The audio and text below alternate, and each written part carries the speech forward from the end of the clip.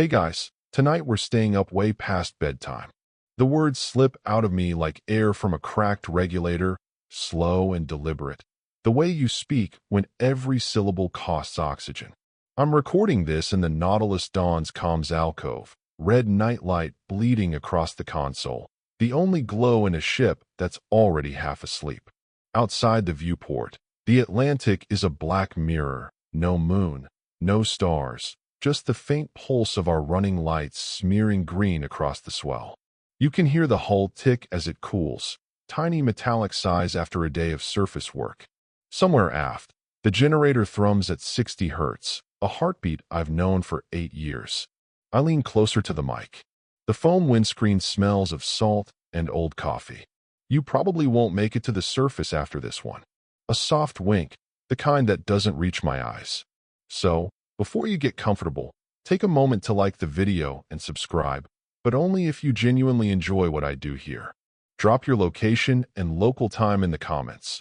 I read every single one, even when we're 3 miles under. Now, dim the lights, maybe let the sound of the ocean play softly in the background, and let's dive into tonight's descent together.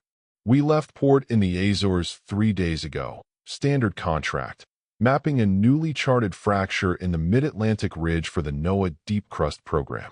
The Nautilus Dawn is a retrofitted Triton 36002 pressure hull rated to 12,000 meters, twin manipulators, a sonar array that can paint a battleship in 4K from a mile away. I'm lead pilot. Dr. Mara Voss is our geophysicist. Petty Officer Lin Zhao runs comms and life support. And there's me, talking to you like you're sitting in the co-pilot seat. Tonight the plan was simple. Drop to 4,000 meters, deploy a seismometer string along the rift wall, collect core samples, be back on deck by 0400 with hot coffee and bragging rights. The rift itself is a scar, 6,800 meters at its deepest measured point, a jagged smile in the seafloor where 2 tectonic plates pull apart at 2 centimeters a year. That's the factual anchor. Plate tectonics, slow as growing fingernails, strong enough to swallow cities. We hit the drop point at 23:17 ship time. Surface swell 2 meters, wind 12 knots. Nothing the dynamic positioning thrusters couldn't kiss into stillness. I remember Lynn's voice in my headset, calm as ever.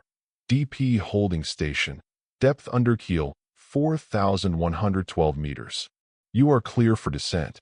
The sub's flood lamps flicked on, twin suns in a universe that never asked for daylight. First 1,000 meters are always the same.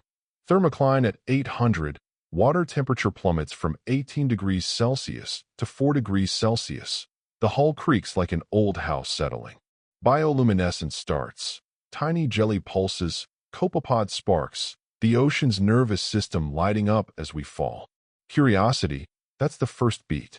I'm grinning inside the titanium sphere, narrating for the topside recorder. Passing the mesopelagic, no traffic, no whales, just us and the dark. At 2,200 meters the sonar array chirps. Routine sweep, 360 degrees. The screen paints the usual cathedral of rock. Basalt pillars, sediment drifts, a lava tube collapsed into itself like a broken spine. Then the chirp changes pitch. Not mechanical, an organic warble, low, almost subaudible. Lynn asks if I hear it too. I do. It's not noise, it's a rhythm. Inhale, pause, exhale. I throttle the descent jets to neutral, let us drift. The sound is coming from the rift wall, 400 meters starboard, depth 3,100 and change. I swing the flood lamps. Nothing but stone and shadow. But the hydrophones don't lie. 0.8 hertz, steady as a resting heart. Mara's voice crackles over the loop. That's not tectonic. Too regular. Run the spectrum. Lynn patches the raw audio to my headset. Beneath the 60 hertz generator hum, beneath the hiss of our own scrubbers, there it is. Wet, cavernous, patient. Curiosity flips to fear so smoothly, I almost miss the transition. My pulse sinks with the rhythm outside. I tell myself it's a blue whale, except blue whales don't sing at 3,000 meters, and their calls don't vibrate the hull like a tuning fork. I nudge the sub closer. The wall resolves into cliffs of pillow lava, glassy black, veined with sulfide worms that glow faint orange. The breathing gets louder, a resonance that crawls inside my teeth. The pressure gauge reads 3,450 meters, still 3,000 above the official trench floor. Then the lamps catch it, a seam in the rock, vertical, maybe 30 meters tall. Not a fracture. Too smooth, edges rounded like scar tissue. And it flexes. Once. Twice. In time with the sound. Awe slams into me, the third beat. The ocean doesn't hide things from us. It just waits until we forget. I kill the floods, let the dark swallow us again. Only the console glow and the breathing remain. Lynn whispers, "Captain, we're getting a return echo, but it's not from the wall. It's from inside the sub." I look at the viewport. My own reflection stares back, eyes wide, mouth open. Behind the glass, something moves, slow, deliberate. The size of the reflection, but not the shape. The seam in the rock flexes again, wider this time. A soft exhalation fogs the viewport from the outside, though we're sealed tighter than a coffin. I reach for the ascent thrusters. My hand stops halfway. The breathing is inside my chest now, matching mine, teaching it a new cadence. The breathing syncs with my own now, a duet I never rehearsed. I hover the sub at 3,450 meters, thrusters idling, the hull vibrating in sympathy. That same vibration I felt near the trench wall. It's not fading. It's deepening, like roots pushing through soil. Lynn's voice cuts in again, sharper this time. "Captain, topside is losing your signal. Interference pattern matches the hydrophone feed. Recommend abort and ascend." I hear her, but the words dissolve in the resonance. Mara chimes in from her station. "Not yet. This could be hydrothermal venting. Gas pockets resonating in the basalt. Run a Doppler shift on it." Curiosity pulls me back in. The first beat, overriding protocol. I flip the sonar to active ping, a sharp chirp that slices through the water column. The return echo warps, stretched like taffy, coming back not as rock, but as something elastic, yielding. We're in the bathypelagic now, the midnight zone, where sunlight hasn't touched since the planet cooled. Factual anchor. At this depth, pressure hits 350 atmospheres, enough to crush a steel drum flat as paper. Our hull, titanium alloy with syntactic foam backing, holds it at bay, but you feel it in every groan, every pop of contracting metal. I ease the descent jets to quarter power, dropping us slow, the viewport a canvas of absolute black speckled with faint bioluminescent ghosts, lanternfish flickers, siphonophore chains glowing like drowned Christmas lights. The seam in the rock is below us now, or so the NAV says. I swing the manipulators out, their hydraulic whine adding to the chorus. The breathing intensifies, a wet rattle that fills the cabin, pressing on my eardrums. It's not just sound anymore. It's texture, cold and viscous, like inhaling fog. I check the O2 scrubbers, nominal, 21% mix, but my breaths come shorter, as if the air itself is thickening. At 4,200 meters, the signal evolves. No longer a simple inhale-exhale. Now there's a cadence, pauses filled with subsonic hums that make the console screens flicker. Lynn patches it through spectrum analysis. Peaks at 0.5 hertz, harmonics climbing to 12, like whale song, but inverted, starting low and burrowing deeper. "It's responding," Mara says, her voice a whisper over the loop. Our ping changed it. "Listen, the intervals match our descent rate." Fear coils in next, slow as a current turning. My hands slick on the controls. I wipe them on my jumpsuit, but the chill stays. What if this isn't venting? What if it's a call, an invitation we shouldn't answer? The mythic creeps in, stories of the inverted ocean, a realm beneath the trenches where water flows upward, a mirror world guarded by things that sleep in the silt, ancient machines forged in the planet's core, pulsing with the rhythm of forgotten epics. I shake it off, superstition, pilot's nerves, but the hydrophones insist, the breathing quickening as we drop. I kill the descent, hover again. The sub sways in a gentle eddy. Currents here that shouldn't exist. Upwellings from the rift. Maybe, carrying sulfur tang. I swear I can smell through the seals. Outside, the floods catch flecks of marine snow. Particulate rain eternal in the deep. Then the viewport fogs, from inside this time. My breath? No, the glass is cold.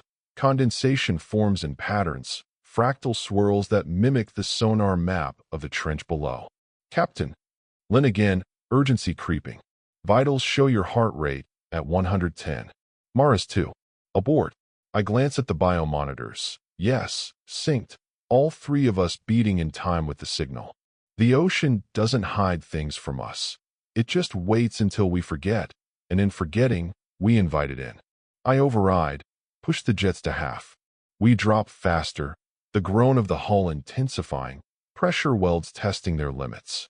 At 5,000 meters, the breathing becomes a breath, singular and vast, enveloping us.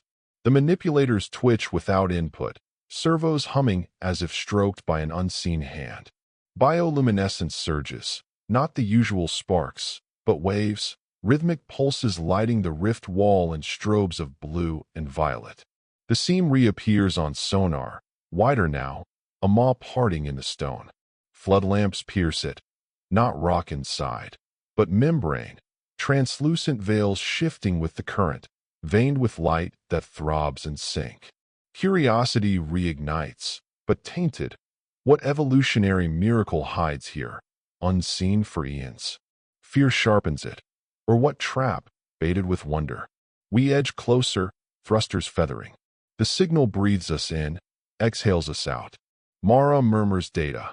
Rift floor at 6,800 nominal, but our depth reads 5,600. Wait, anomaly. Gravimetric pull increasing. It's like the bottom's dropping away. Tectonic shift? Or something pulling, a speculative gravity well from that inverted realm, where up is down and the sea stacks like layers of time. Awe crashes over me then, the third beat, vast and silencing. The viewport fills with light, not ours, but from within the seam, a bioluminescent bloom that paints the cabin in ethereal green. Shapes move behind the membrane, not fish, not vents, elongated, deliberate, shadows that curve like questions. The breathing is a lullaby now, soothing the fear, inviting descent. I cut the floods, let the glow take over. The sub drifts, pulled by currents that feel alive, tendrils guiding us deeper. Lynn's voice fades in static. Signal lost. Repeat. Ascend. But the resonance holds us, a promise of revelation in the rift's heart. The hull creaks louder, a warning or a welcome. We cross 6,000 meters, the midnight zone yielding to a bisopelagic void, where pressure forges diamonds from carbon. The breathing fills everything, my thoughts, my veins, a cosmic wrongness wrapped in scientific plausibility.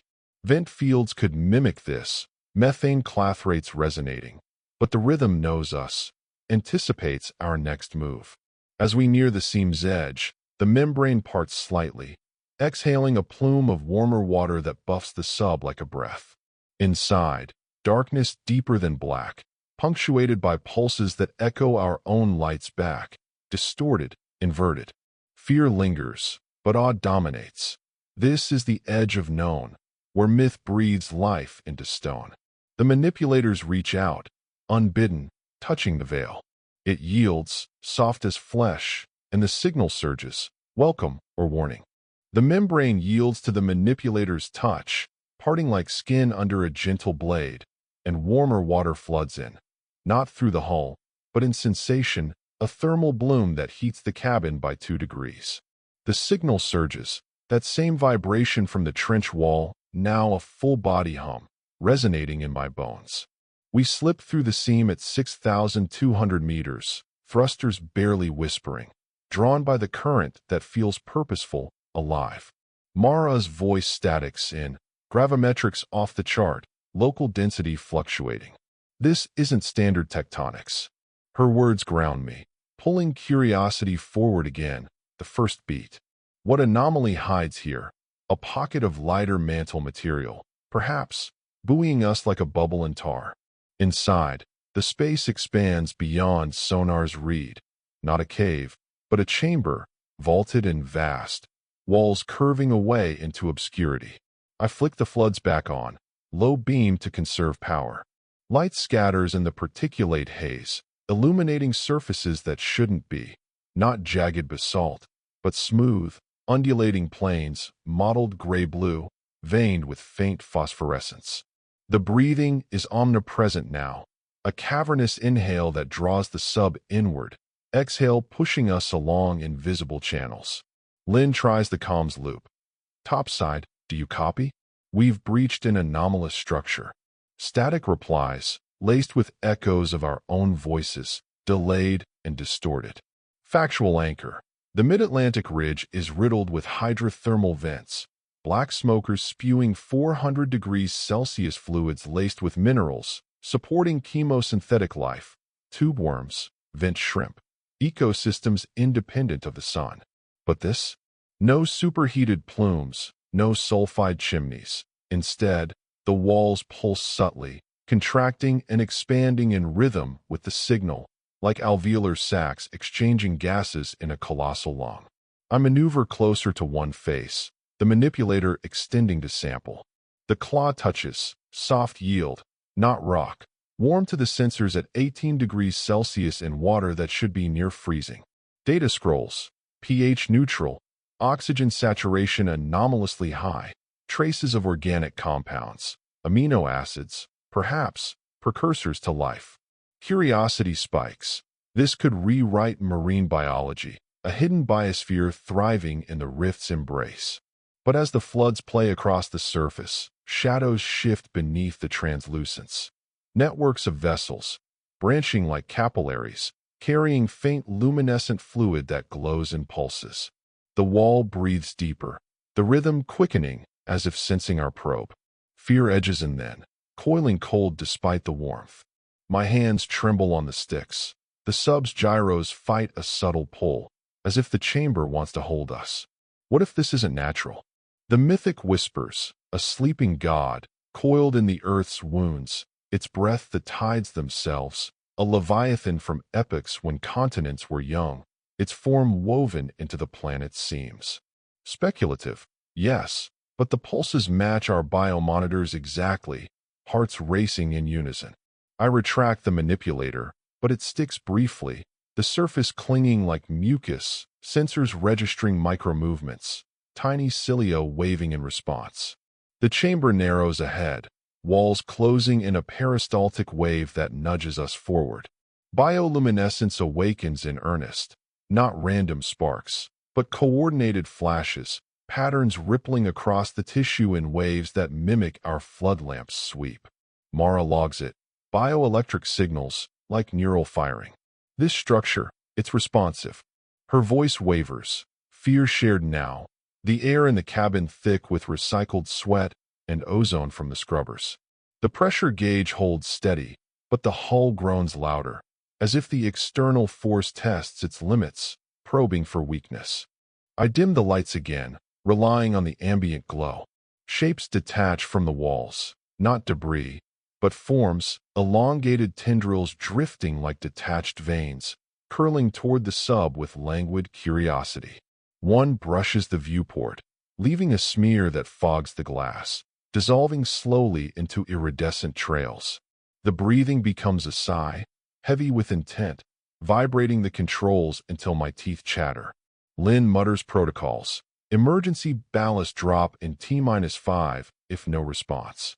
But the signal drowns her, layering harmonics that sound like words, garbled, ancient, echoing in my skull.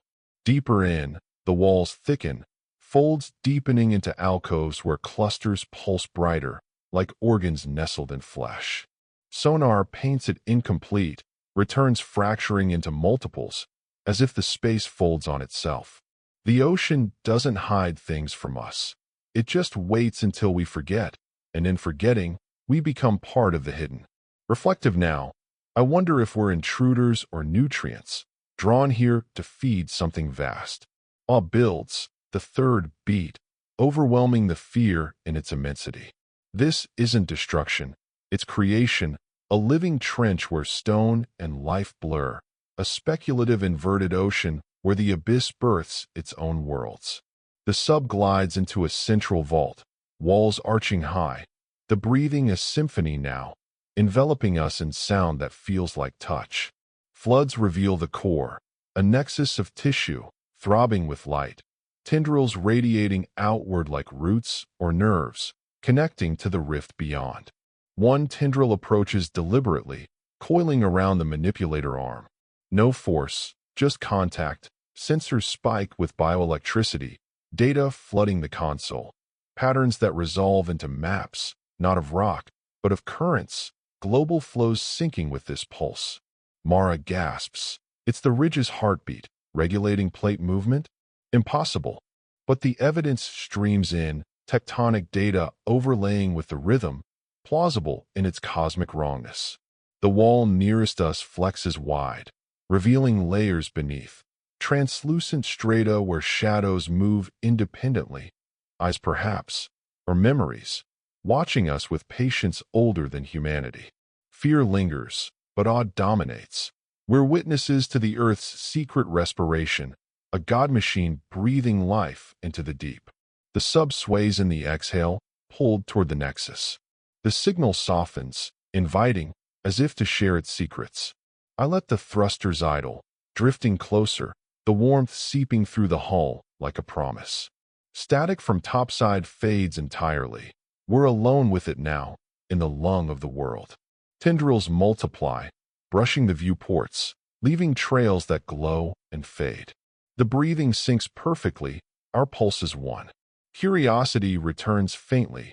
What lies at the center? But fear warns, some breaths are final. Yet awe holds me, the beauty in the dread, the mythic alive in the factual deep. As we near the throbbing core, the walls close gently behind, sealing the seam. The chamber contracts slightly, a hug or a swallow. The signal hums contentment, and for a moment, serenity in the terror. The nexus pulses brighter as we drift closer, its tendrils weaving a lattice around the sub, gentle but insistent, like vines claiming a forgotten wreck. The breathing envelopes us completely now, a resonant bass that vibrates the air recyclers, making every inhale feel borrowed. I ease the thrusters to null, letting the current guide us. Curiosity reigniting, the first beat, wondering what secrets this core holds. Perhaps a symbiotic hub regulating the rift's ecology, unseen vents feeding it with primordial soup. Mara's biomonitors beep softly. Our hearts still sink, but slower now, lulled into the rhythm. The chamber's walls, that breathing tissue from before, contract in waves, pushing us toward the throbbing center. Flood lamps dimmed, the ambient bioluminescence takes over. Soft greens and blues cascading in patterns that feel communicative, like Morse code etched in light. Lynn tries the comms again. Nautilus Dawn to topside, signal check. Nothing but static, but then the static shapes itself, folding into echoes. Our own words bouncing back, delayed by seconds, layered with harmonics. Factual anchor. Sonar mapping in deep trenches relies on acoustic propagation. Sound waves bending in salinity gradients, creating shadow zones where echoes vanish or multiply. Here, at 6,500 meters nominal, though the gravimetrics still fluctuate wildly, the returns are pristine, too clean, painting the nexus as a perfect sphere, 200 meters across, with radial symmetries that echo fractal coastlines. I ping again, a low-frequency burst. The return comes not as data, but as voice. My voice. Nautilus Dawn to topside. It repeats, but lower, stretched, interwoven with the breathing. Curiosity sharpens. What glitch in the array? Interference from the bioelectric fields? I cycle the hydrophones, but the echo persists, growing layers. Lynn's earlier abort call, Mara's gravimetric readings, my own narration from the descent log. They stack, a choir of us, singing in dissonant harmony. The tendrils tighten slightly, not crushing, but cradling, sensors registering microvoltages that spike the console, data streams flooding with our own telemetry, reflected back. Fear slips in quietly at first, a chill current under the warmth. The voices know more than echoes should. My full name, whispered beneath the layers. Captain Elias Thorne, depth 6,712 meters, oxygen reserves 82%. How? The sub's black box is sealed, no broadcast. Lynn's biomonitor alarms faintly, adrenaline spike across the board. Her voice joins the choir mid-sentence, looping back, adrenaline spike, spike, across the depths.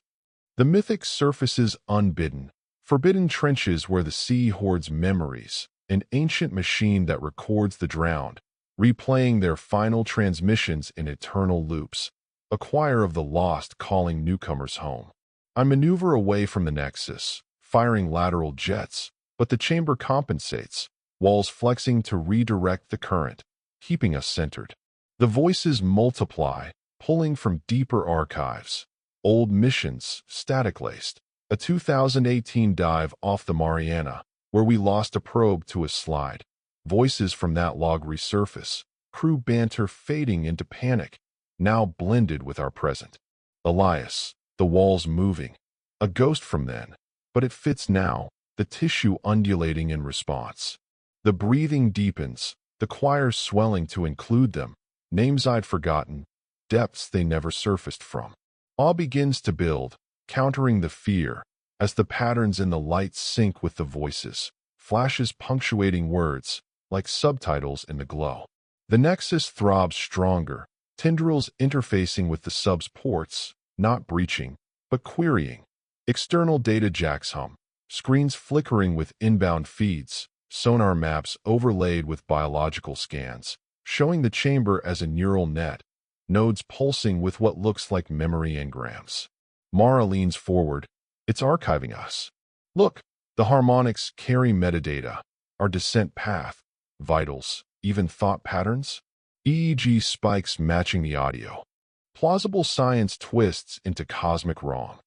Chemosynthetic bacteria invents form biofilms that conduct electricity. But this? A living archive, speculative God engine storing the ocean's history in its folds. The choir evolves, no longer just echoes but predictions. Thrusters to full. Elias, fear won't save you. My hand hovers over the controls. I hadn't voiced that yet. Fear surges fully now, heart pounding against the sink, breaking rhythm briefly. The walls react, contracting sharper, pressure spiking outside. Hull integrity holds at 98%, but the groans intensify, valves hissing in protest. Lynn grabs her station. Emergency protocol, ballast drop. But her words feed the choir instantly, looping back mocking. Ballast drop, drop into the depths. Tendrils coil around the ballast tanks, sensors showing magnetic interference, locking the mechanisms. We're trapped in the echo, the chamber a resonator amplifying our dread. The ocean doesn't hide things from us. It just waits until we forget, and in forgetting, our voices join the eternal song. Reflective, I see it now. Every transmission we've sent sinks here, collected, remixed into this abyssal symphony. The voices layer thicker, pulling from global depths, snatches of submarine calms, lost buoys, even whale songs distorted into human pleas. A Russian Akula-class ping from '09, crew chatter in Cyrillic, now pleading in English. Help us, Thorne. They know my name. I kill all non-essentials, plunging us into near dark, only the nexus glow remaining. The choir softens but persists, whispering intimacies. Mara's childhood fear of the dark, Lynn's last call home before the dive. How? Bioelectric scans, perhaps, reading our fields like open books.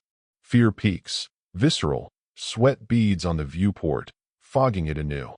The tendrils probe gentler, almost consoling, the breathing a hush now, lulling the panic. Awe overtakes then, the third beat, immense and humbling.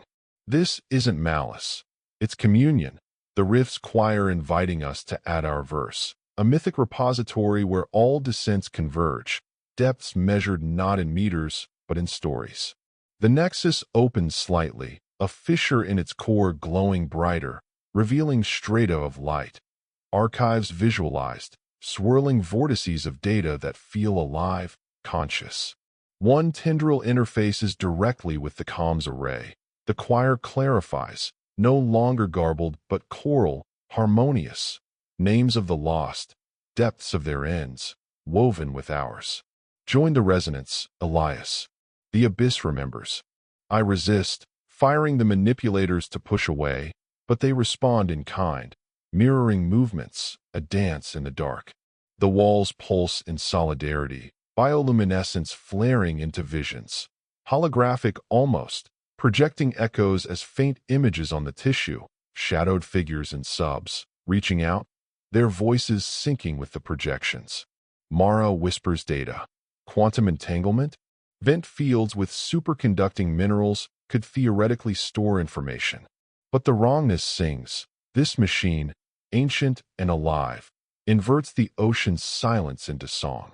The choir swells to crescendo, our names chanted in layers, depths recited like liturgy. Fear lingers, but awe drowns it. We're part of something vaster, a pulse older than tides. The sub sways in the current, drawn inexorably to the fissure, the breathing a promise of deeper knowing. Static from forgotten transmissions fades in and out, a bridge to the surface we may never see. As the nexus envelopes us further, the voices soften to lullaby, inviting surrender. The chamber's rhythm matches perfectly now, our resistance ebbing in the echo's embrace. The nexus draws us into its fissure, the tendrils guiding with a tenderness that belies their strength, coiling around the sub like veins reconnecting to a heart. The choir fades to whispers as we pass through, voices dissolving into the breathing that now feels like our own, intimate, inescapable. I feel the shift first in the gyros, a subtle inversion, the sub's orientation flipping as if gravity has reconsidered its allegiance. Mara notices too. Inertial sensors glitching, up is down. Curiosity stirs anew, the first beat, pulling me from the lullaby's haze.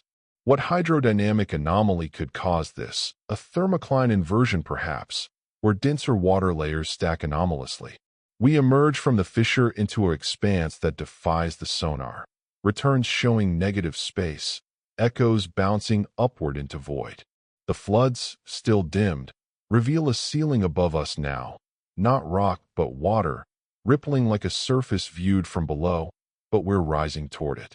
No descending? The depth gauge spins erratically, 6,800 meters, then 5,200, then error codes flashing. The current inverts fully, pulling us up into what should be down. The chamber expanding into a mirrored realm where the ocean stacks upon itself. Lynn's voice, faint amid the static. Ballast controls unresponsive. We're accelerating, but in which direction? Factual anchor. In deep-sea trenches, abyssal currents can form gyres due to Coriolis forces and density gradients, circulating water in closed loops that isolate ecosystems. But this? The water above us behaves like a liquid sky, droplets, massive bubbles, detaching and falling toward us, merging with the sub's wake in slow-motion collisions. I fire the vertical thrusters downward, or what I think is down, but we ascend faster toward the watery ceiling, the hull groaning under shifting pressures that shouldn't fluctuate this wildly. Bioluminescence inverts too, flashes now from above, casting shadows downward, illuminating strata of inverted marine snow rising like ash from a fire below.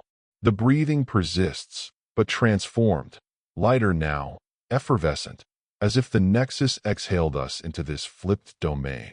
Tendrils from the walls, still that pulsing tissue, extend upward, anchoring to the liquid ceiling, vibrating in harmony with the current. I swing the manipulators to probe one.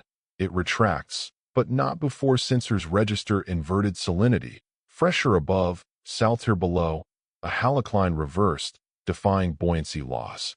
Curiosity deepens. Could this be a subrift pocket, a brine lens inverted by seismic activity, trapping lighter water in a dome? Data streams confirm. Temperature inversion at the boundary, 12 degrees Celsius above versus 2 degrees Celsius around us, creating a refractive layer that warps the floods into rainbows. Fear builds then, insidious as the rising pressure. Or is it falling? My stomach lurches, inner ears screaming contradiction. We're weightless yet crushed, the sub tumbling in slow rolls as the gyros fail to compensate. Elias, vitals dropping, hypoxia? Mara's words slur slightly. O2 levels hold, but the air feels thin, laced with something metallic from the recyclers straining against the flip.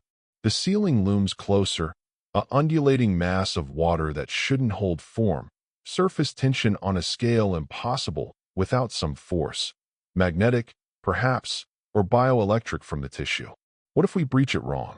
The mythic intrudes, an inverted ocean, a specular world where the abyss mirrors the surface, guarded by entities that swim in anti-gravity, ancient machines that fold space like paper, turning descent into ascent, trapping souls in eternal loops.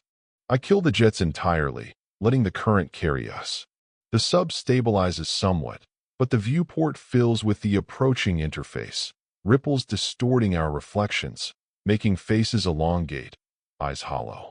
Bubbles detach from below, no, above, and merge with the ceiling, popping silently, but sending shockwaves through the hull, vibrations that sync with the breathing. The choir echoes faintly here, distorted further, our names called upward, as if from the depths we left behind. Lynn grabs the emergency manual. If we hit that layer at speed, she doesn't finish. Fear shared, the unknown pressing like the water itself. Deeper into the inversion, or higher. The space widens, walls curving away into hazy blue, the tissue thinning to translucent webs that span the void like neural bridges. Shapes move in the sky, above, not shadows but silhouettes, inverted fish perhaps, or something larger, gliding along the boundary with fins that trail light. One descends, no, ascends toward us, a form elongated, bioluminescent veins pulsing in time. It brushes the sub, leaving a charge that arcs across the controls, screens flickering with inverted data. Depth now reading negative values, minus 1,200 meters, as if we've surfaced into another sea. Us surges next, the third beat, vast and disorienting, drowning the fear and wonder. This isn't chaos. It's symmetry, the ocean revealing its hidden axis, where up and down trade places in a dance older than tides.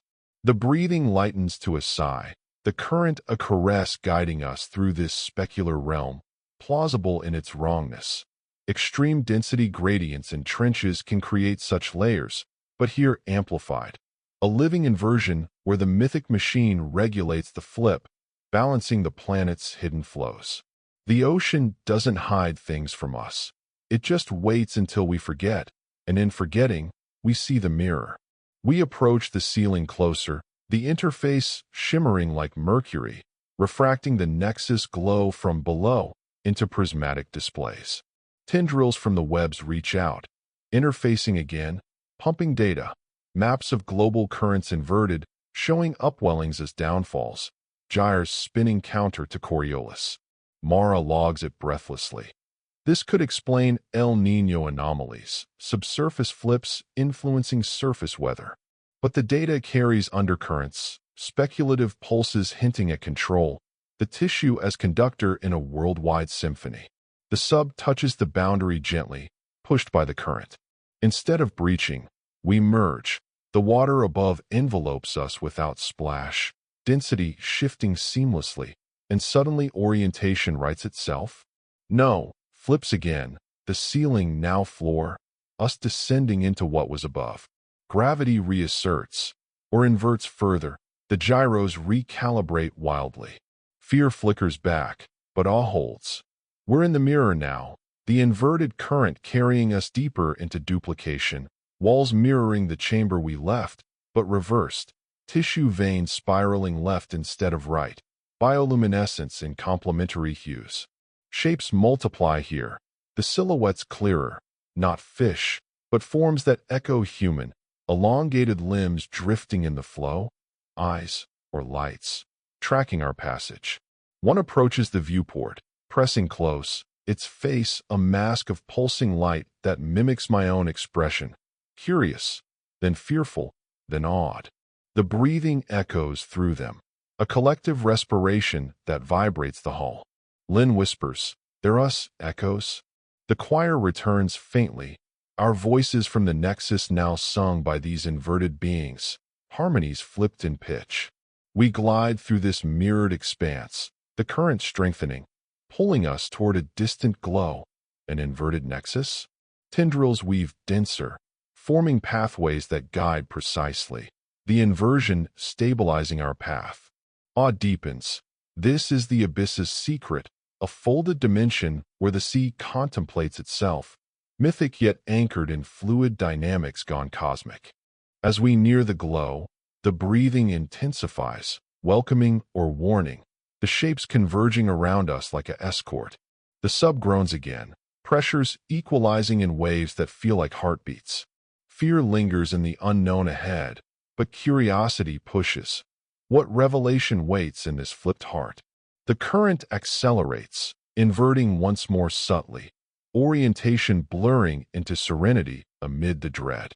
The inverted current propels us toward the distant glow, the shapes, those echoed forms from the mirror realm, converging like a silent procession, their bioluminescent veins pulsing in unison with the breathing that now feels like a shared exhalation. We're in the heart of the flip, orientation a forgotten concept, the sub gliding through water that flows against intuition, carrying us to what must be the inverted nexus. Curiosity awakens first, the beat pulling me forward despite the disorientation. What final layer of this anomaly awaits?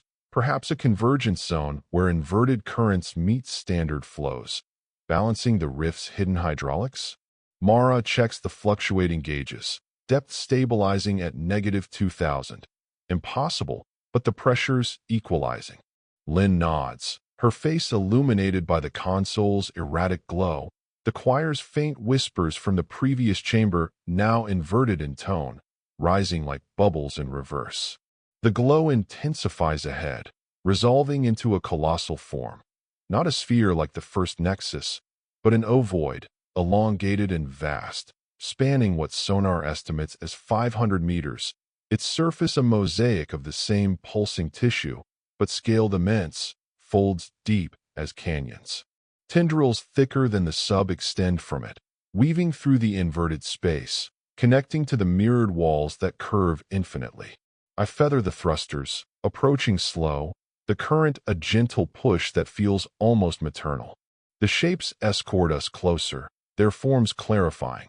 Not mere echoes, but inversions of us.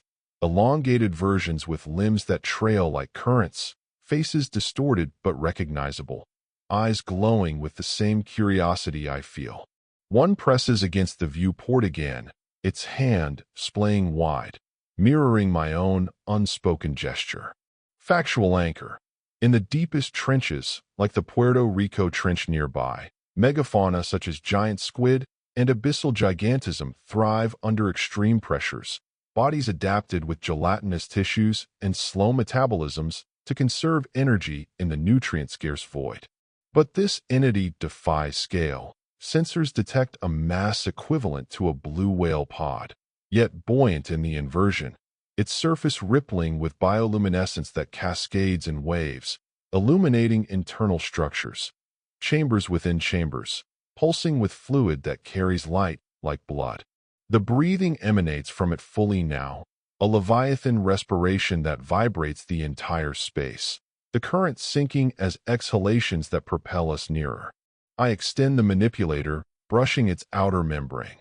It yields warmly, sensors flooding with data, bioelectric surges, organic compounds suggesting a hybrid of animal and mineral, perhaps evolved from vent chemosynthesis scaled to godlike proportions. As we near, the entity's surface stirs, a seam parting slowly along its equator, not a maw but an aperture, dilating like a pupil in dim light. Inside, darkness gives way to a soft radiance, shapes moving within, smaller versions of itself, or perhaps memories manifested, drifting in amniotic fluid. Curiosity peaks. Is this reproduction a nursery in the inverted deep, where life inverts to birth anew? But fear follows swiftly, coiling tight as the tendrils encircle us fully, not trapping but enveloping, the sub drawn into the aperture's edge.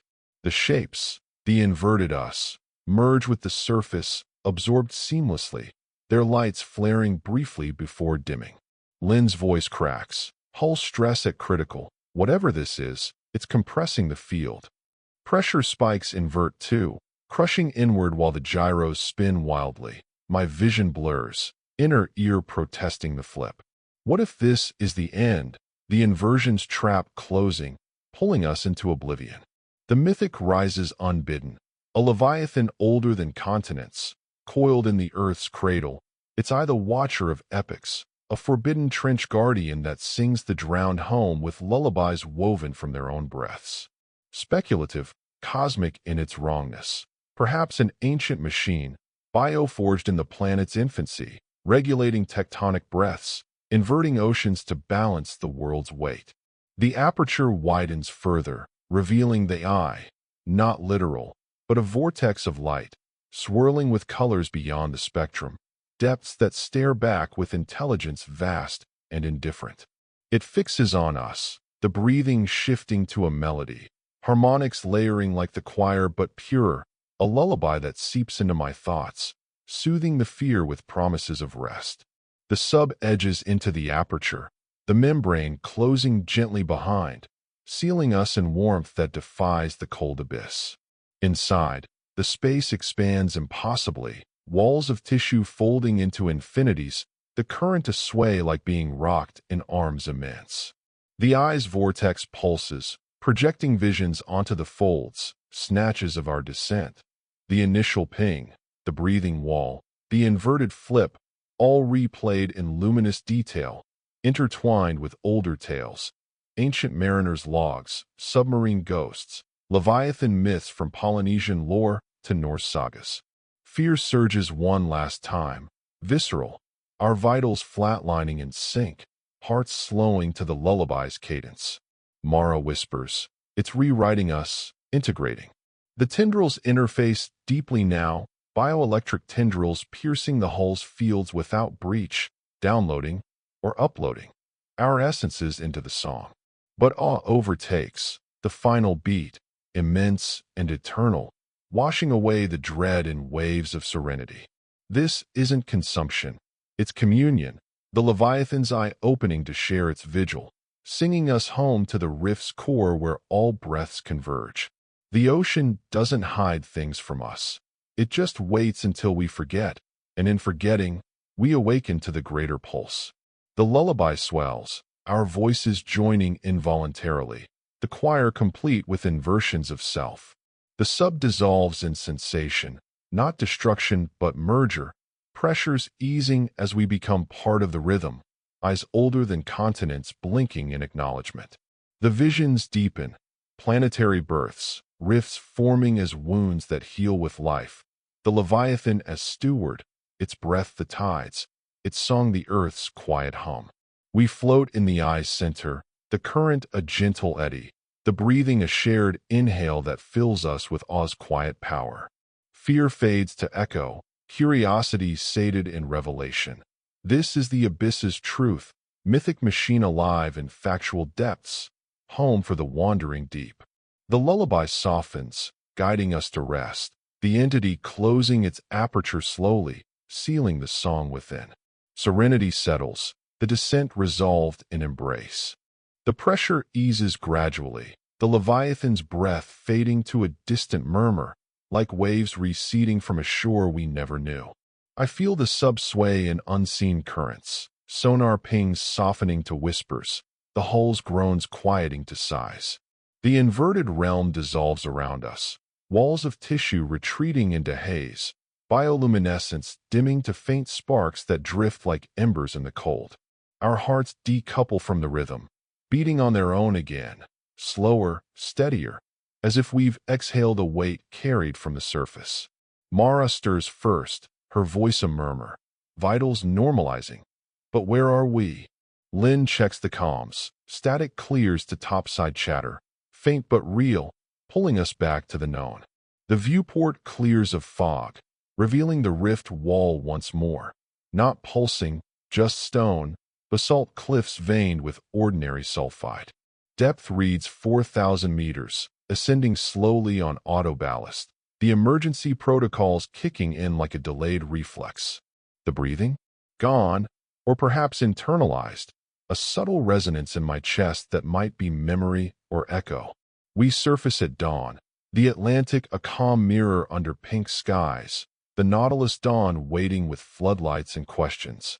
Debriefs follow, data scrubbed of anomalies, chalked to equipment glitches, hallucinations from depth narcosis.